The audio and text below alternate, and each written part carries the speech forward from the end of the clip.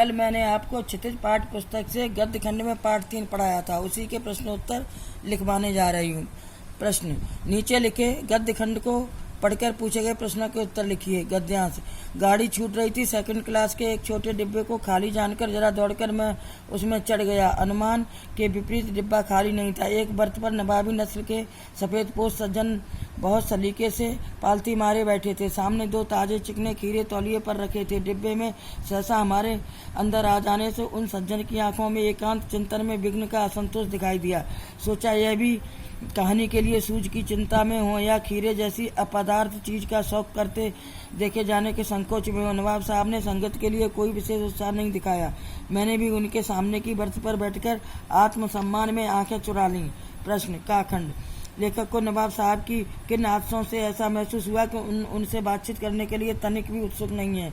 उत्तर। जब लेखक second class के डिब्बे में दौड़कर चढ़ा तो उसने एक बर्थ पर पालती मारकर बैठे नवाब साहब को देखा। लेखक के डिब्बे में प्रवेश करते ही नवाब साहब की आंखों में असंतोष का भाव आ गया। नवाब साहब की इसी आदत को देखकर लेखक ने समझ लिया कि ये बातचीत करने के उत्सुक नहीं है। खाखंड। नवाब साहब किस तरह के व्यक्ति थे। उत्तर। नवाब साहब एकांत प्रिय व्यक्ति थे। गाखंड। नवाब साहब संकोच क्यों कर रहे थे। उत्तर। नवाब साहब खीरे जैसी अपदार्थ चीज का शौक करते देखे जाने से संकोच कर रहे थे। गाखंड। लेखक डिब्बे में कहाँ पर बैठ गए।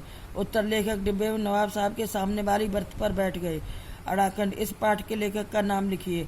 उत्तर। इस पाठ के लेखक का नाम यशपाल है। अगला प्रश्न। लेखक को नवाब साहब के किन हाव भावों से महसूस हुआ कि वे उसे बातचीत करने के लिए तनिक भी उत्सुक नहीं है। उत्तर। जब लेखक पैसेंजर ट्रेन के सेकंड क्लास के डिब्बे में दौड़कर चढ़ा तो उसने एक बर्थ पर पालती मारकर बैठे हुए नवाब साहब को देखा। लेखक के डिब्बे में प्रवेश करते ही नवाब साहब की आंखों में असंतोष का भाव आ गया। वे लेखक से बिना बात किए काफी देर तक गाड़ी की खिड़की से बाहर देखते रहे। नवाब साहब के इन्हीं हाव भावों को देखकर लेखक ने यह महसूस किया कि वे उससे बातचीत करने के लिए तनिक भी उत्सुक नहीं है। अगला क्वेश्चन। नवाब साहब ने बहुत ही यत्न से खीरा काटा, नमक मिर्च बुरका अंततः सूंघकर ही खिड़की से बाहर फेंक दिया। उन्होंने ऐसा क्यों किया होगा। उनका ऐसा करना उनके कैसे स्वभाव को इंगित करता है। उत्तर।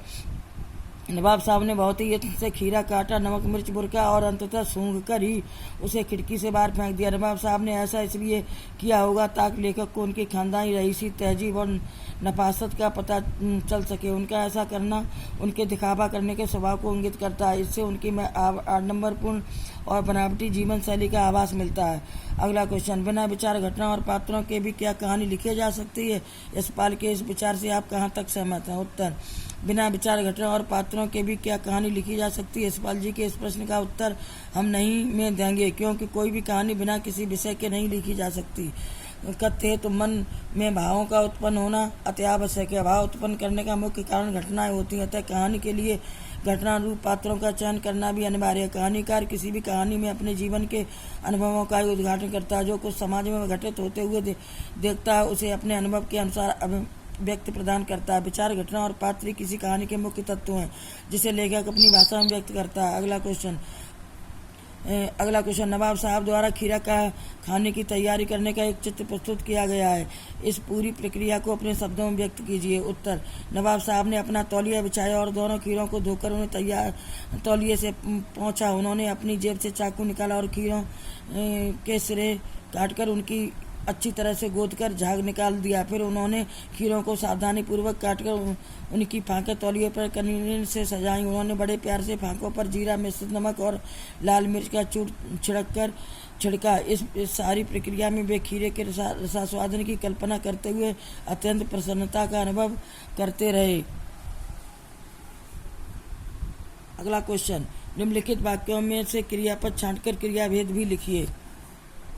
क्वेश्चन। काखंड। एक सफेद पोश सज्जन बहुत सुविधा से पालती मारे बैठे थे। खाखंड। नवाब साहब ने संगत के लिए उत्साह नहीं दिखाया। गाखंड। थाली बैठे कल्पना करते रहने की पुरानी आदत है। गाखंड। अकेले सफर का वक्त काटने के लिए ही खीरे खरीदे होंगे। अड़ाखंड। दोनों खीरों के सिर काटे और उन्हें गोद कर झाग निकाला। चाखंड। नवाब साहब ने सतृष्णा आंखों से नमक मिर्च के संयोग से चमकती खीरे की फांकों की ओर देखा। छाखंड। नवाब साहब खीरे की तैयारी और इस्तेमाल से थककर लेट गए। जाखंड। जेब से चाकू निकाला। उत्तर। क्रियापद, दूसरी तरफ क्रियाभेद। काखंड। बैठे थे, अकर्मक क्रिया। खाखंड। दिखाया, सकर्मक क्रिया। गाखंड। कल्पना करते रहने की पुरानी आदत। क्रियाभेद अकर्मक। गाखंड खरीदे होंगे, क्रियाभेद सकर्मक। अणाखंड निकाला, क्रियाभेद सकर्मक। चाखंड 17 आंखों से देखा, क्रियाभेद सकर्मक। छाखंड लेट गए, सकर्मक क्रिया। जाखंड निकाला, सकर्मक क्रिया। बच्चों पाठ पूरा हुआ, क्वेश्चन आंसर लिखें।